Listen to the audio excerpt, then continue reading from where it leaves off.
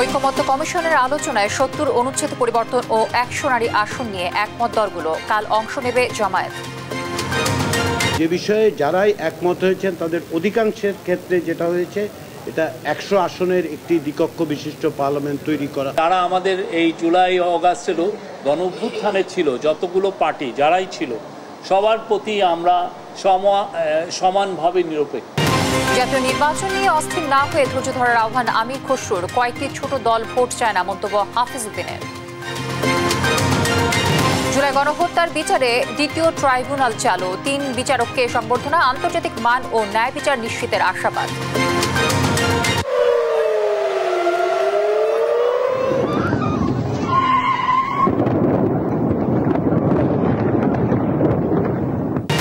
ইরানে হামলার তীব্রতা বাড়িয়েছে ইসরায়েল।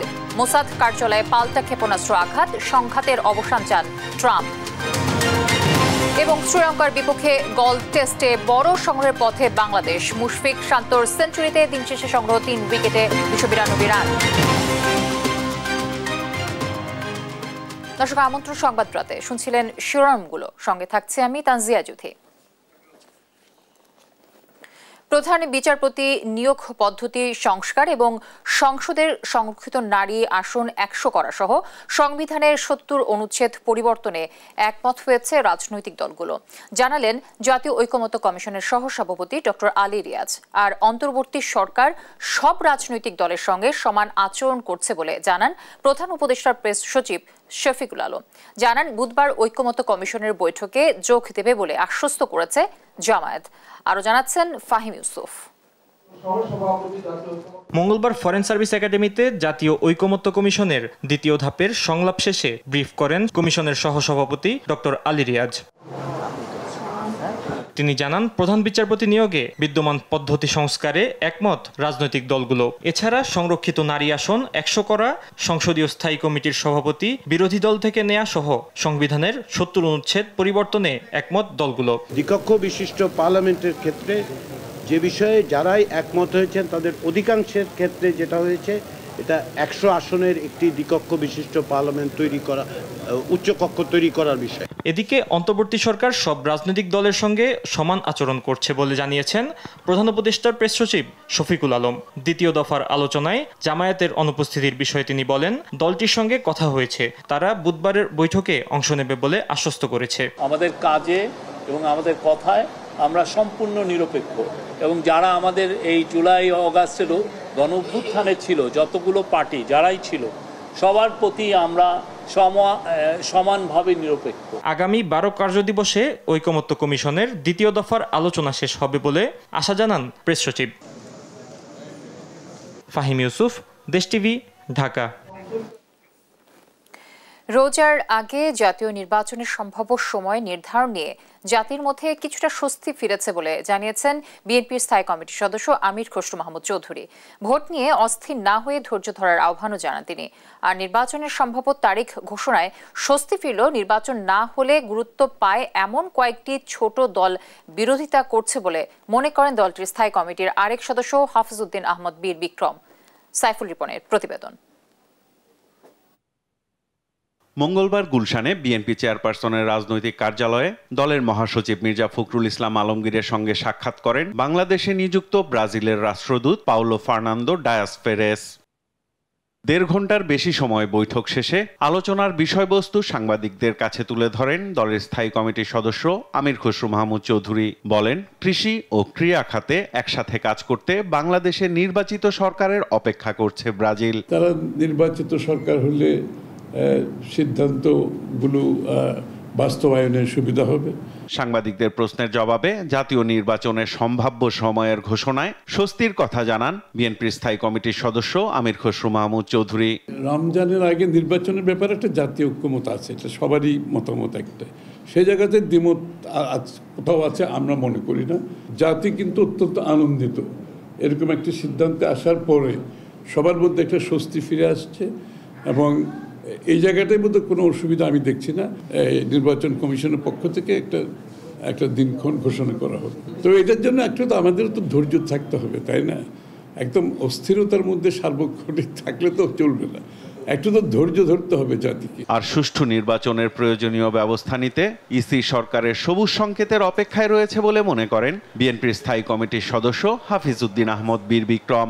কিছু কিছু জিনিস দেখে আমরাও আশ্চর্য হয়েছি। জামাত ইসলামেরই দাবি ছিল নির্বাচনটি যাতে রমজানের আগে হয়। যে মুহূর্তে প্রধান উপদেষ্টা এটার ব্যাপারে সম্মতি জানিয়েছেন, প্রথমে তারা বলেছে যে এটা ইতিবাচক, পরের দিনই 24 ঘন্টার ব্যবধানে তারা বলে যে না, ঠিক না।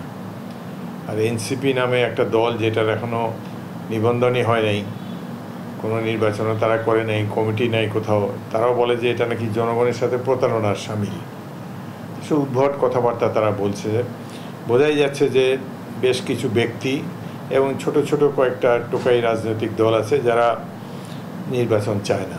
নির্বাচন না থাকলেই তাদের গুরুত্ব থাকে। সাধারণ মানুষ তো নির্বাচন চায়।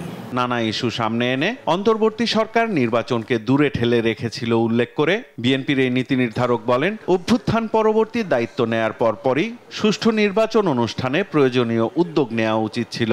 আন্দোলন হয়েছে ভোটাধিকার নাই গণতন্ত্র প্রতিষ্ঠার জন্য। সরাসরি সরকারের উচিত ছিল গণতন্ত্র প্রতিষ্ঠার জন্য নির্বাচনে উদ্যোগ গ্রহণ করা। তো এই ক্ষেত্রে সাইফুল রিপন, দেশ টিভি, ঢাকা।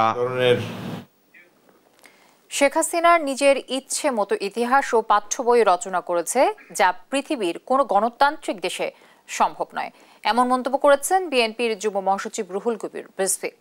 মঙ্গলবার বিকেলে শহীদ জিয়াউর রহমানের কবর প্রাঙ্গণে ডাক্তার জুবাইদা রহমানের জন্মবার্ষিকী উপলক্ষে বৃক্ষরোপণ কর্মসূচিতে তিনি বলেন, ফ্যাসিবাদের দ্বারা আক্রান্ত ছিল গণতন্ত্র। জনগণের সাথে থেকে জিয়া পরিবার গণতন্ত্র পুনরুদ্ধারে কাজ করছে। তিনি আরও বলেন, এখনও নানা সংকট থেকে পরিত্রাণ পায়নি এদেশের মানুষ, তাই তারেক রহমানের দিক নির্দেশনা অনুযায়ী কাজ করছে বিএনপি। বৃক্ষরোপণ শেষে জিয়াউর রহমানের কবর জিয়ারত করেন উপস্থিত নেতা কর্মীরা।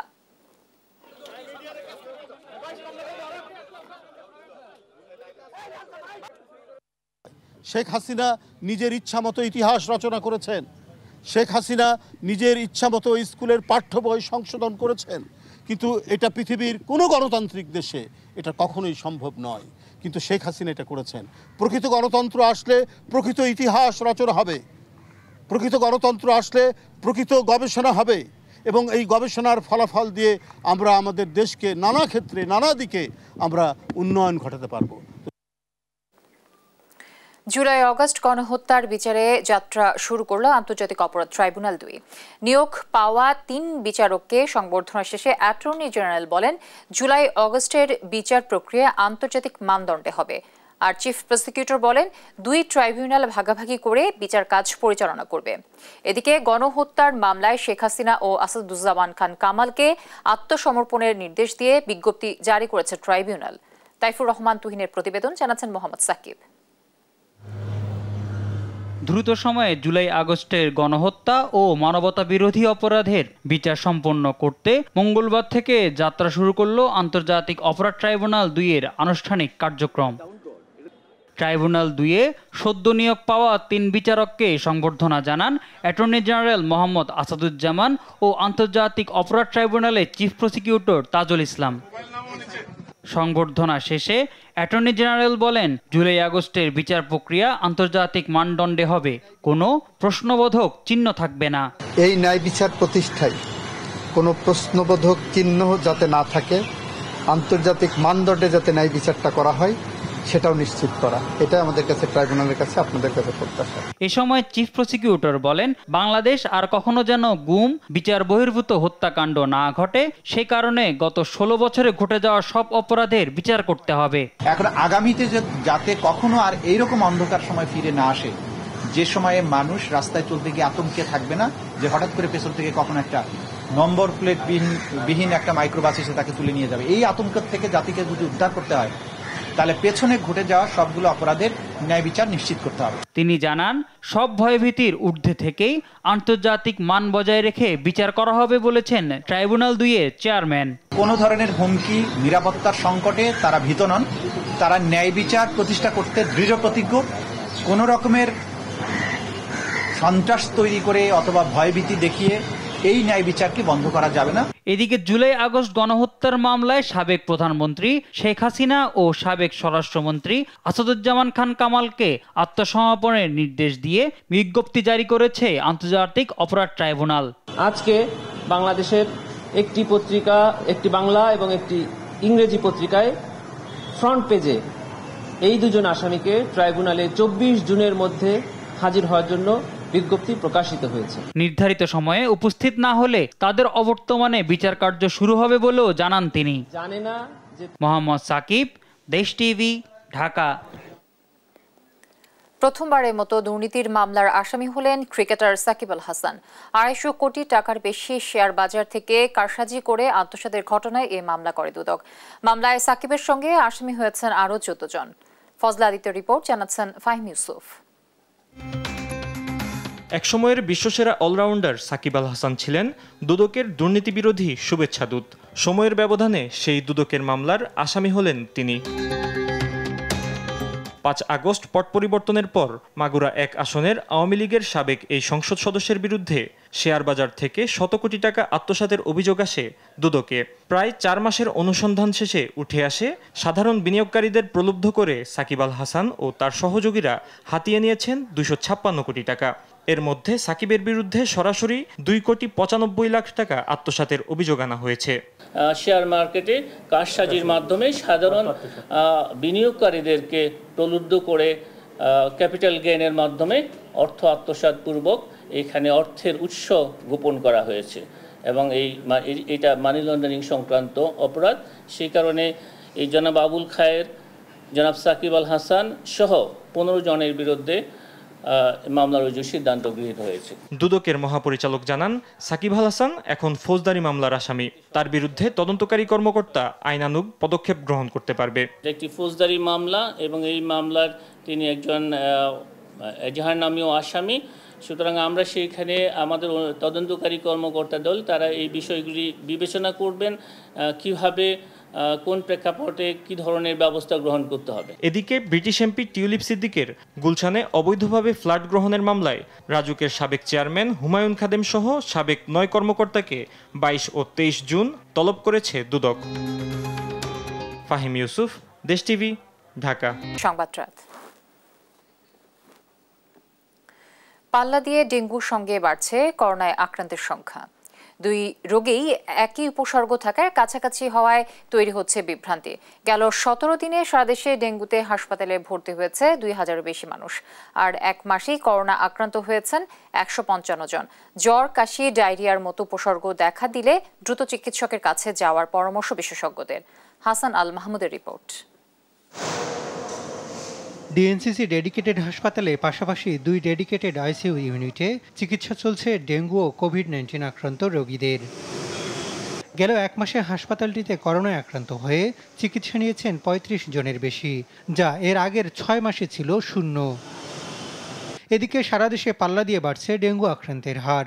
স্বাস্থ্য অধিদপ্তরের তথ্য অনুযায়ী গেল 17 দিনে ডেঙ্গু আক্রান্ত হয়ে হাসপাতালে ভর্তি হয়েছেন 2000-এর বেশি এবং মৃত্যু হয়েছে 7 জনের, যা চলতি বছরের যে কোনো 1 মাসের চেয়ে বেশি। একই সঙ্গে ডেঙ্গু ও করোনা বৃদ্ধি পাওয়ায় বিভ্রান্ত হচ্ছেন রোগীরা। এ অবস্থায় জ্বর, কাশি, ডায়রিয়ার মতো উপসর্গ দেখা দিলে 2টি পরীক্ষাই করার পরামর্শ চিকিৎসকদের। তীব্র পেট ব্যথা হচ্ছে, কন্টিনিউয়াসলি ভমিটিং হচ্ছে, ডায়রিয়া হচ্ছে, আবার মাথা ঘোরাচ্ছে, কনফিউশন হচ্ছে, তখন মনে হতো it may be a case of dengue shock. এবং আমাদের যদি চোখের পিছনে একটা পেন পাওয়া যায়, রেট্রো অরবিটাল পেন বলি, সেটা কিন্তু ডেঙ্গু কেস ইন্ডিকেট করে। আর কোভিডে যেটা বেশি হয়, কোভিডে যেটা ডিফারেন্সে যে কফটা বেশি হবে, কাফটা সাধারণত ডেঙ্গুতে অ্যাবসেন্ট থাকে, বা যদি সাথে রেসপিরেটরি ইনফেকশন থাকে সেটা হইতে পারে। প্রকোপ বাড়ায় দীর্ঘমেয়াদে ডেঙ্গু নিয়ন্ত্রণে টিকার বিকল্প দেখছেন না বিশেষজ্ঞরা। মশার বৃদ্ধি বা মশার বৃদ্ধিকে রোধ না করতে পারা, আবার বিভিন্ন জনগণের মধ্যে মাইগ্রেশন হওয়ার ফলে নতুন নতুন সাসেপ্টেবল জনগণ পাওয়া, তো এই থেকে বের হয়ে আসা কিন্তু খুবই কঠিন। বিশ্বে এখন পর্যন্ত এমন কোনো দেশ নেই যেখানে ডেঙ্গু মুক্ত। সুতরাং আমাদেরকে দীর্ঘমেয়াদী যদি চিন্তা করতে হয়, শুধুমাত্র মশক নিধনের উপর যদি আমরা নির্ভরশীল থাকি তাহলে হবে না। আমাদের এর পাশাপাশি ভ্যাকসিনের কথা চিন্তা করতে হবে। এবার অনেকে ডেঙ্গুর ভিন্ন ভেরিয়েন্টে দ্বিতীয় ও তৃতীয়বার আক্রান্ত হচ্ছেন। এ অবস্থায় রোগীর জটিলতা বাড়তে পারে বলে সতর্ক করছেন বিশেষজ্ঞরা। হাসান আল মাহমুদ, দেশ টিভি, ঢাকা। 5 রাজাকারকে কুপিয়ে হত্যা করা কিশোরগঞ্জের নিকলী উপজেলার বীর মুক্তিযোদ্ধা সখিনা বেগমকে রাষ্ট্রীয় মর্যাদায় সমাহিত করা হয়েছে।